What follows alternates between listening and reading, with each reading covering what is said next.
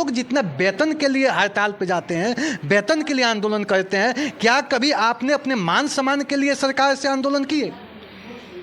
ये बिल्कुल कुछ कमियां हो सकती हैं, लेकिन मेरा कहना है कि इसमें शिक्षकों के मान सम्मान में हमको समाज नहीं सर, एक नए राष्ट्र के लिए कहा जाता है कि शिक्षक एक राष्ट्र का निर्माण करता होता है, तो शिक्षक को इस चीज़ को समझना चाहिए। जब शिक्षक का मान सम्मान ये सरकार भी नहीं देती है, वेतन देना एक अलग बात है नहीं, और एक मान सम्मान देना एक अलग बात है, तो जब तक सरकार इस चीज़ को समझेगी नहीं, और जब शिक्षक राष्ट्र के निर्माता है और जब शिक्षक के मान सम्मान नहीं मिलेगा, तो क्या आप मानते हैं कि भारत एक विकसित भारत बनेगा, एक प्राचीनतम भारत बनेगा, क्या एक विश्व गुरु बनेगा? जय हिंद, जय भारत। अभी हम पश्चिमी चंपारण के एक राजकृत मध्य विद्यालय बैसखवा प्रखंड सिकटा पश्चिमी चंपारण में है। आज मैं अपने ग्राम स्वराज 24 न्यूज के माध्यम से प्रसारित करेंगे जो बैसखवा राजकृत मध्य विद्यालय जो है वह प्रथम माध्यमिक हाई स्कूल के साथ साथ प्रथम 10+2 की शिक्षा दी जाती है। मेरा उद्देश्य शिक्षा के प्रति लोगों को जागृत करना, प्रेरणा देना और विद्यार्थियों को विद्या की ओर अवश्य सशक्त बनाना है। मेरा उद्देश्य पठन पाठन में व्यवधान डालना नहीं, बल्कि पठन पाठन को अपने चैनल के माध्यम से दिखाकर जो अगल बगल के जो विद्यालय है उसको भी प्रेरणा देना और शिक्षा जगत में एक नई क्रांति लाना। इसी के साथ हम आगे बढ़ेंगे और आप देख सकते हैं हमारे सामने सर जो लोग हैं वो अपना क्लास ले रहे हैं, बच्चों को पढ़ा रहे हैं। कहा जाए तो बैसखवा का जो विद्यालय है, जो स्कूल है, वो शिक्षा जगत के लिए एक प्रेरणा का स्रोत बना हुआ है। यहाँ पे प्रथम माध्यमिक हाई स्कूल के साथ साथ प्रथम 10+2 की भी शिक्षा दी जाती है। आ गया हूँ, हमको लगता है कि विद्यालय में बच्चों की संख्या अधिक है, इसीलिए सर शायद हमको लगता है कि बरामदा में भी पढ़ा रहे हैं। सर आपका क्या नाम हुआ? राकेश सिंह मेरा नाम है। कौन सा सब्जेक्ट अभी पढ़ा रहे हैं? अभी तो ये सबको मैथ पढ़ा रहे हैं। अच्छा, कौन सा क्लास के बच्चे हैं? ये तो 5th क्लास के बच्चे हैं। तो 5th क्लास के बच्चे हैं और सर इन लोगों को पढ़ा रहे हैं। मैथ की घंटी आप ले रहे हैं सर? हाँ, तो मैथ की घंटी सर ले रहे हैं। इसी के साथ हम अंदर चलेंगे और अंदर की जो क्लास है, जो कक्ष है, उसके बारे में हम आपको दिखाने का प्रयास करेंगे। मे आई कम इन सर? इसी के साथ हम अंदर आ चुके हैं। आप देख सकते हैं, सिट डाउन, कि यह जो क्लासरूम है, सरकार की जो उद्देश्य है और सरकार की जो व्यवस्था है आज हमको बैसखवा स्कूल में देखने को मिल रही है। इस कक्ष में 4 फैन लगा हुआ है, चारों फैन सुचारू रूप से चल रहा है और कहा जाए तो कहा जाता है student life is a golden life. इस तरह की जो आधुनिक जो फार्मूला है, जो सूत्र है, वह इस क्लास में देखने को मिल रहा है। और आप देख सकते हैं कि इधर सुभाष चंद्र बोस का फोटो लगा हुआ है, जो एक विद्यार्थियों को प्रेरणा का स्रोत मिल रहा है। उधर महात्मा गांधी, जिनको हम राष्ट्रपिता कहते हैं, उनका भी फोटो लगा हुआ है। हमारे ठीक सामने हमारे देश के साइंटिस्ट जो वैज्ञानिक थे और राष्ट्रपति थे, उनका भी फोटो लगा हुआ है।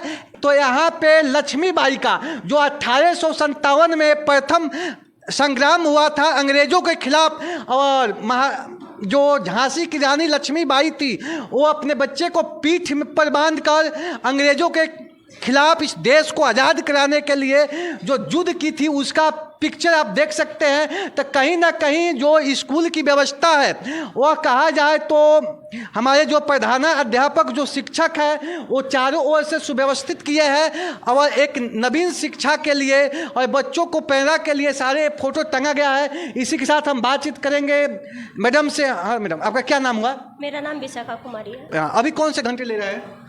अभी चौथी घंटी चल रही है। चौथी घंटी। तो चलिए, इसी के साथ मैडम जो है वो हिंदी की क्लास ले रही है और हम किसी बच्चे से चाहते हैं कि 4 लाइन कम से कम कविता, जो साहित्य है, जो जीवन का साहित्य है, उसको हम सुनने का प्रयास करेंगे। हाँ, क्या नाम हुआ आपका? विनय कुमार। हाँ, सुनाइए। काल करे सो आज कर, आज करे सो अब, पल में पले होएगी, बहुरी करेगा कब। साई ना दीजिए जाए में कुटुम समाए, मैं भी भूखा ना रहूँ साधु ना भूखा जाए। निंदक निहरे राखिए, कुटिया ना छवाए, बीर साबुन पानी बिना निर्मल करे सुबाए, जाति ना पूछो साधु की पूछ लीजिए ज्ञान, मत करो तलवार का पड़ा रणमान। चलिए, बहुत खुशी की बात है कि बच्चा जो हिंदी का कविता सुनाकर आज मंत्र मुग्ध कर दिया है। कहा जाए तो इस विद्यालय में साहित्य की भी शिक्षा दी जाती है और बच्चे जो आज के डेट में कहीं ना कहीं शिक्षकों की प्रेरणा से बच्चे घर पे पढ़ते हैं, तभी जाकर आज ये लोग हिंदी में कविता सुनाए हैं। तो क्लासरूम में चलेंगे और इस क्लासरूम में जो हम पता करेंगे कौन सी विषय की पढ़ाई हो रही है। आप देख सकते हैं कि इसमें भी 4 फैन है, चारों फैन सुचारू रूप से चल रहा है। आप देख सकते हैं कि अतीत से वर्तमान। मैडम, आपका क्या नाम हुआ? मनीषा कुमारी। ऐसे कौन सा सब्जेक्ट अभी आप पढ़ा रही है? जी, अतीत से वर्तमान। अतीत से वर्तमान। अभी जो उपनिवेशवाद एवं जनजातीय समाज के बारे में अतीत से वर्तमान बिरसा मुंडा के बारे में अध्ययन दे रही है, तो हम कुछ बच्चों से भी जानने का प्रयास करेंगे। हाँ, आपका क्या नाम हुआ? पलक सिंह। बिरसा मुंडा कौन थे? छोटा नागपुर के गांव के रहने वाले बिरसा मुंडा एक जनजातीय समाज के थे। चलिए, इसी के साथ और सब बच्चे कोई हैं? हमारे देश कब आज़ाद हुआ था? 26 जनवरी 1947। 15 अगस्त 1947। ठीक है, बच्चे लोग था घबरा रहे हैं, घबराओ मत। हाँ, खड़ा हो तुम। हाँ हाँ, हमारा देश कब आज़ाद हुआ था? हमारे देश कब आज़ाद? 15 अगस्त 1947 को। चलिए, ठीक है। चलिए, हम इसी के साथ कुछ और भी बच्चे से 2 क्वेश्चन करेंगे हम। चलिए, भारत के प्रथम प्रधानमंत्री कौन बने थे? पंडित जवाहरलाल नेहरू। चलिए, बहुत अच्छा, गुड। मैं कम सर रूम के अंदर जाएंगे और आप देख सकते हैं कि सर बोर्ड पर पढ़ा रहे हैं और सिट डाउन, और बच्चे जो हैं वो पढ़ रहे हैं। ये सर कौन सा क्लास है? आपका नाम क्या हुआ सर? रमेश कुमार। रमेश कुमार। कौन सा क्लास है ये? 10th का C सेक्शन है, C सेक्शन। 10वीं का C सेक्शन है, CD दोनों है इसमें। CD 2 सेक्शन है। तो आप देख सकते हैं कि बच्चे की संख्या ज़्यादा है, इसीलिए सेक्शन यहाँ पर बांट दिया गया है। हाँ जी, बच्चे की संख्या ज़्यादा है, इसीलिए लड़कियों का ज़्यादा संख्या ज़्यादा होने के कारण 2 ग्रुप में, और लड़कों की भी ज़्यादा संख्या होने के कारण 2 सेक्शन में उनको रखा गया। तो हम इसी कुछ बातचीत बच्चे लोग से करेंगे। सर क्लास ले रहे हैं इंग्लिश का। सिट डाउन हो जाइए आप लोग पहले। तो आपका क्या नाम हुआ? मुन्नी खातून। मुन्नी खातून। मुन्नी खातून। A से Z तक जो लेटर होता है, संख्या उसकी कितनी होती है? A से Z तक 26। वोवेल्स कितने होते हैं उसमें? 5। थैंक यू, बैठ जाइए। चलिए, आपका क्या नाम हुआ? नरगिस खातून। क्या? नरगिस खातून। नरगिस खातून। कौन सी क्लास में है आप? 10th में। 10th सर पढ़ाए हैं? हाँ, 10th की पढ़ाई हुई है? सर मैं बहुत नहीं, देखिए, घबरा सर तो पढ़ाए होंगे, घबराने की ज़रूरत नहीं है, क्योंकि फर्स्ट बार जो बच्चे हैं वो थोड़ा हिचकिचाहट रखते हैं। ठीक है। नाम क्या नाम हुआ आपका? देवी कुमारी। कॉन्सोनेंट कितने होते हैं? उनकी संख्या कितनी होती है? जानती हो, बताओ, उसको डरने की ज़रूरत नहीं है। हाँ, हिचकिचाहट नहीं होता है। हाँ, जानते हैं। आपका क्या नाम हुआ? सुनीता कुमारी। श्वेता कुमारी। सुनीता कुमारी। तो 10th की पढ़ाई हुई है? 10th की? हाँ? मैं किताब पढ़ता हूँ, क्या ट्रांसलेशन होगा? क्या? ठीक है। चलिए, ठीक है। तो अभी जो बच्चे हैं वो सर क्लास ले रहे हैं। Coming sir. तो हम क्लास के अंदर चलेंगे और इस क्लास की जो विधि व्यवस्था है उसको दिखाने का प्रयास करेंगे। Sit down. आपका क्या नाम हुआ? राजेंद्र महतो। अभी कौन सा हमने घंटी ले रहे हैं आप? अभी 4थी पीरियड है। सब्जेक्ट कौन है? Social science. तुम्हारा क्या नाम है? शिल्पी कुमारी। हमारा देश कब आज़ाद हुआ था? 15 अगस्त 1947 को। वेरी गुड, बहुत अच्छा। Sit down. इसी के साथ हम और भी जो बच्चियां हैं उन लोगों से पूछेंगे, क्योंकि कहा जाए तो समाज में आज जो लड़की है जो शिक्षा के प्रति बहुत जागरूक है और क्लास में टॉप भी बच्चियां सभी ही आती है। क्या नाम हुआ आपका? ऋचा कुमारी। तो भारत के प्रथम प्रधानमंत्री कौन थे? पंडित जवाहरलाल नेहरू। बहुत अच्छा। Sit down. बिहार के मुख्यमंत्री कौन है? और भारत देश के, हमारे देश के प्रधानमंत्री? और प्रथम प्रधानमंत्री हमारे देश के कौन बने? चलिए, बहुत अच्छा। सभी बच्चे शिक्षा के प्रति जागरूक है और कहीं ना कहीं सर लोग का प्रयास है जो माने बच्चे आज यहाँ तक पहुँचे हुए हैं। बैठ जाओ।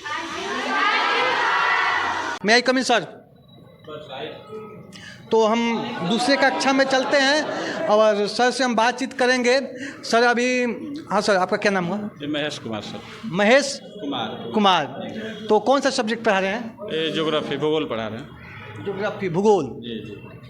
तो सर अभी भूगोल पढ़ा रहे हैं और आप देख सकते हैं कि प्रत्येक घंटे की क्लास ली जा रही है। आपका क्या नाम हुआ? जी, my name is Arvind Kumar. Arvind Kumar ji sir. तो भूगोल की घंटी है जी। तो हमारे देश की चौहद्दी क्या है? चौदह देश के, हाँ सर, उत्तर में हिमालय, हाँ सर, दक्षिण में हिंद महासागर, सर पश्चिम में पाकिस्तान। ठीक है, मैं पूरा फ्रीडम होके बोलिए, कोई बात नहीं है, उसमें डरने की बात नहीं है आप। जी सर, और पूर्व में बंगाल के खाड़ी। चलिए, बहुत अच्छा। इसी के साथ हम कुछ और भी बच्चे से बातचीत करेंगे। और आपका क्या नाम हुआ? कौन से क्लास में पढ़ते हैं आप? 9th class. तो अभी तो सर भूगोल पढ़ा रहे हैं नहीं, और हमको लगता है प्रकृति वनस्पति प्रभावित करने वाले कारक को मिट्टी, भूभाग, स्वरूप, जलवायु, तापमान, वर्षा के बारे में पढ़ाए हैं नहीं, और प्रत्येक चीज़ की प्रजाति भी बता रहे हैं, प्रकृति वनस्पति का क्या तात्पर्य है। तो हमारे देश के राष्ट्रीय पशु का नाम बताइए। राष्ट्रीय पशु मोर। और राष्ट्रीय पक्षी? सर राष्ट्रीय पशु है बाघ। सर गड़बड़ा गए थे। चलिए, घबराए नहीं है। और कोई बच्चा? थोड़ा बोलने में थोड़ा जानते हैं हम लोग, आप जानते हैं कि आप लोग जानते हैं, लेकिन फर्स्ट बार थोड़ा बोलने में घबराहट हो जाती है, तो इसमें कोई बात नहीं है। प्रकृति प्रकृति वनस्पति से आप क्या समझते हैं? वैसे पेड़ पौधे जो पहले वैसे पेड़ पौधे जो अपने आप उगते हैं और बढ़ते हैं, उसे प्राकृतिक वनस्पति कहते हैं। चलिए, बहुत सिट डाउन। क्या नाम हुआ आपका? My name is Mohammad Ansari. Bharat में फूलों की प्रजाति कितनी है? 15,000। कितना? 15,000। और पौधे की प्रकार कितनी होती है? मतलब कितने पौधे पाए जाते हैं? 47,000 पौधे पाए जाते हैं प्रजाति। अच्छा, चलिए ठीक है। और जीवों की प्रजाति कितना है? 89,000 जीवों की प्रजाति है। चलिए, थैंक यू, बहुत अच्छा। जय हिंद सर।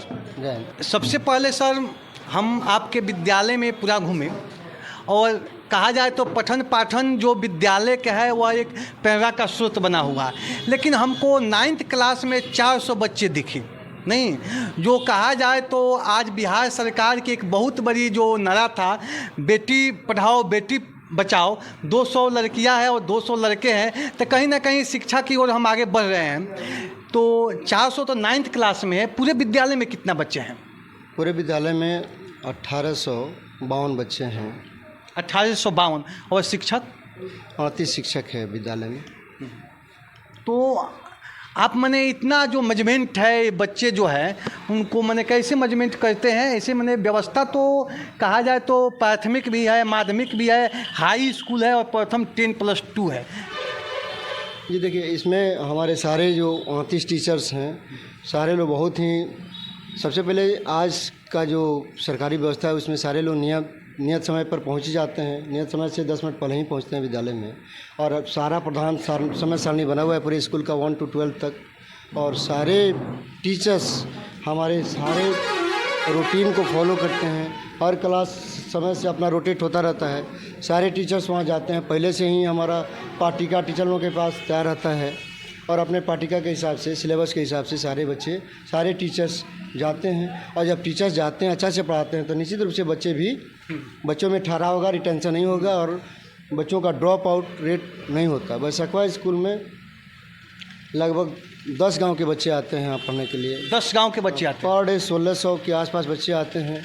हालांकि कमरा का अभाव होते हुए भी जितना सरकारी सुविधाएं हैं, संसाधन है, उसमें हम लोग उसको बेहतर तरीके से उसको यूज़ करते हुए उसको हम लोग सारे टीचर्स और हेडमास्टर मिलकर। सर, आप मैंने सरकार से क्या मांग करना चाहते हैं? जैसे 1800 बच्चे हैं, नहीं, तो हमारे ग्राम सभा 24 के न्यूज़ पे आप जुड़े हुए हम आए हुए हैं, तो सरकार से आपकी क्या मांग है? मैं जो क्या कहीं आपको कोई समस्या हो रही तो आप उसको रख सकते हैं। देखिए, मेरा कहना ना कि सरकार से मैंने सरकार बहुत सारी सुविधाएं दे रही है। हम सरकार को सबसे पहले मैं बहुत बहुत धन्यवाद देना चाहता हूं कि आने वाले विगत 2 वर्षों में बहुत सारी सुविधाएं मिली है। मेरे स्कूल के सारे वर्ग कक्ष टाइल्स आप देख भी किए हैं, टाइल्स लगा हुआ है, उसका रिनोवेशन हुआ है, बहुत सुंदर लग रहा है स्कूल। लेकिन मेरा कहना है कि स्कूल में थोड़ा सा लेबोरेटरी का सामान और लाइब्रेरी को थोड़ा सा और अत्याधुनिक बनाया जाए। हालांकि ई लाइब्रेरी का माध्यम दिया गया है, लेकिन फिर भी जो फॉर्मल बुक्स हैं उसको थोड़ा सा उपलब्ध होता है। और 4 दीवारी का यहाँ पे समस्या है। 4 दीवारी की ऊंचीकरण और 4 दीवारी जीर्ण हो चुकी है। 4 दीवारी का बहुत ही अच्छा, ऐसे कहा जाता है कि बच्चे जब पढ़ते पढ़ते उब जाते हैं तो थोड़ा उनको खिलाया जाता है, मैंने खेल कूद। तो थोड़ा हम देख रहे हैं कि कंपाउंड मैंने यहाँ पर जो फील्ड की थोड़ा मैंने जैसे कहा जाए कि प्रथम 10+2 हो गया, उस तरफ फील्ड नहीं, तो क्या सरकार से इसको भी आप मांग कर सकते हैं कि कैसे मैंने इसके बारे में? ज़मीन का फील्ड ग्राउंड का अभाव है, तो सरकार इसके लिए हो सकता है प्रयास करे। तो हम तो चाहेंगे कि ये एक अच्छा ग्राउंड हो जहाँ पे बच्चों का सर्वांग ऑल ओवर डेवलपमेंट हो, क्योंकि बच्चों में जब तक मानसिक, शारीरिक और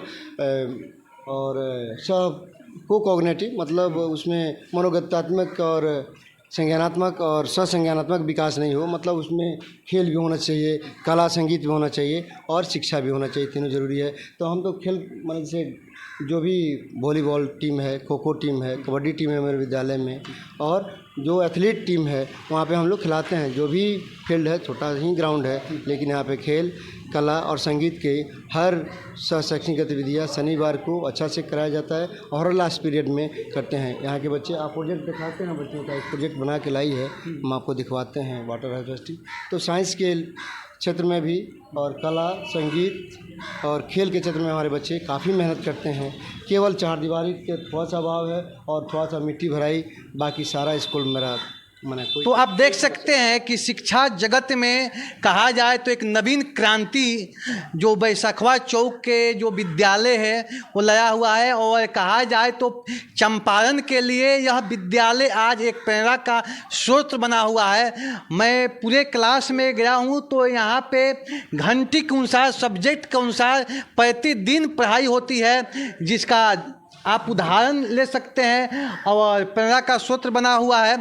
सरकार थोड़ा सा यहाँ पर थोड़ा फील्ड की कमी है, फिर भी सर अपने प्रयासों से बच्चे को खेल की भी व्यवस्था होती है। शनिवार को बोले हैं सर खेल की व्यवस्था है, पर डे लास्ट घंटी शनिवार को एक खास एक्टिविटी को कराया जाता है। जैसे अगर रंगोली प्रतियोगिता है या मेहंदी रचाव प्रतियोगिता है या फिर कबड्डी प्रतियोगिता है, तो एक कोई सोमवार को अनाउंसमेंट हो जाता है और शनिवार को उसका आयोजन होता है, सामूहिक आयोजन होता है, जो बहुत ही भव्य होता है। हम चूँकि एक बात आपसे अभिभावकों से कहना चाहते हैं, समाज के उन अभिभावकों से, कि आज गाँव के उन गरीब बच्चों के बच्चे, गरीब परिवार के बच्चे मेरे विद्यालय में आते हैं, जिनके पिताजी पंजाब कमाने के लिए गए हैं, मजदूरी का काम करने के लिए बाहर गए हैं, या फिर उनकी पत्नी भी काम करने के लिए, उनकी माताएं, बच्चों की माताएं भी घरेलू काम या बाहर मजदूरी का काम करती हैं, वैसे बच्चे आते हैं। उनको ढंग से कोई कपड़ा पहनाने वाला भी नहीं होता है, उसके पास प्रॉपर स्टेशनरी भी नहीं होती है। सरकार ने जो किट उपलब्ध कराया है, मिला है, लेकिन फिर भी हम उन गरीब बच्चों को बहुत ही मेहनत से, हमारे शिक्षक बहुत मेहनत करके उन गरीब बच्चों को, जहाँ दूर दूर तक उनके परिवार में शिक्षा नहीं है, हम मेहनत करके उन बच्चों को शिक्षित करने का काम करते हैं। लेकिन थोड़ा सा एक समाज में एक फोबिया बनाया गया है कि निजी विद्यालयों की पढ़ाई बहुत अच्छी होती है, ट्यूशन पढ़ने से हमारे बच्चे बहुत तेज़ हो जाते हैं। इसका दुष्परिणाम यह है कि वे पंजाब कमाने जो पिता होते हैं वो सोचते हैं कि मेरे बाबू को 2 ट्यूशन लगा दो, पढ़ लेगा। सरकारी स्कूल से जो उदासीनता है समाज को, तो समाज के उन अभिभावकों को मानसिक बदलाव होनी चाहिए, ताकि विश्वास जमे। जब कोरोना काल आया था, पूरा दुनिया देखा कि जब सारे प्राइवेट क्लिनिक बंद थे, तो केवल सरकारी डॉक्टर अपने जान की बाजी लगा के उन मरीजों का इलाज किए और ज़िंदगियों को बचाने का काम किए। मेरा कहना शिकायत नहीं है, लेकिन उनका भी प्रशंसा होनी चाहिए, जो हम उन गरीब बच्चों को पढ़ाते हैं, जो निरक्षर परिवार से आते हैं, उनके माँ बाप अंगूठा छाप हैं, फिर भी उन बच्चों को बड़ी मेहनत से यहाँ के मैट्रिक में, हर साल मैट्रिक में 50 में हर जिला के टॉप 50 में 5-6 बच्चे बैसाखवा स्कूल के रहते हैं। फिर भी यहाँ के टीचरों की प्रशंसा नहीं होती है। समाज में भी निगेटिविटी भाव है, यह बदलना चाहिए। यह पूरे अभिभावक से, समाज से, प्रशासन से एक आह्वान है कि सरकारी विद्यालय के जो शिक्षक हैं बहुत ही योग्य हैं, काफ़ी मेधावी हैं, काफ़ी टैलेंटेड हैं, काफ़ी प्रशिक्षित हैं, लेकिन फिर भी विश्वास जगना चाहिए और समाज को प्रॉपर कोऑपरेशन देना चाहिए कि यह स्कूल केवल रंगदारी का जगह नहीं है या फिर यहाँ पे जाके तानाशाही का जगह नहीं है। वहाँ पर परस्पर भाईचारा और मान सम्मान शिक्षकों को जैसे मिलेगा हम वैसे शिक्षा करेंगे। क्या ऐसे इसका सामना आप लोग भी करते हैं क्या? नहीं। समाज से आपके पास भी कोई नहीं, समाज से कोई सामना नहीं है। जनरली तौर पर बोले हैं। जनरली नहीं, यहाँ समाज की एक उदासीनता का भाव है और मिटना चाहिए, मेरा कहना है। और हम लोगों को मान सम्मान जितना समाज की तरफ से मिलना चाहिए, प्रशासन की तरफ से मिलना चाहिए, विभाग की तरफ से मिलना चाहिए, और हम लोग अपना तन मन धन पूरा सर्वस्व न्यौछावर करने के लिए तैयार हैं उन बच्चों के लिए, मासूम बच्चों के लिए। उनके पीढ़ियाँ बदलने का काम हम करते हैं। और निश्चित रूप से मेरा विश्वास है कि बैसाखवा कोषाक क्षेत्र के सारे बच्चे आने वाले दिन में ग्रेजुएट होंगे। कोई बच्चा मैट्रिक के पहले तो कम से कम पढ़ाई नहीं छोड़ने वाला है, इतना हम लोग विश्वास करते हैं। और हम लोग का संकल्प है कि इस गरीब परिवार के बच्चों में से नीट कंप्लीट करके जाए और IIT कंप्लीट करें, जो बिना किसी कोचिंग का। बैसाखवा हमारे टीचर लगे हुए हैं, हमारे जो साइंस टीचर हैं बहुत मेहनत से प्रयास करते हैं कि बिना किसी कोचिंग के मेरे स्कूल का बच्चा IIT और इंजीनियरिंग या फिर नीट कंप्लीट करे। यह आशा है कि आने वाले दिन में हम लोग इसमें सफल हों, भगवान करें। और बहुत बहुत धन्यवाद। तो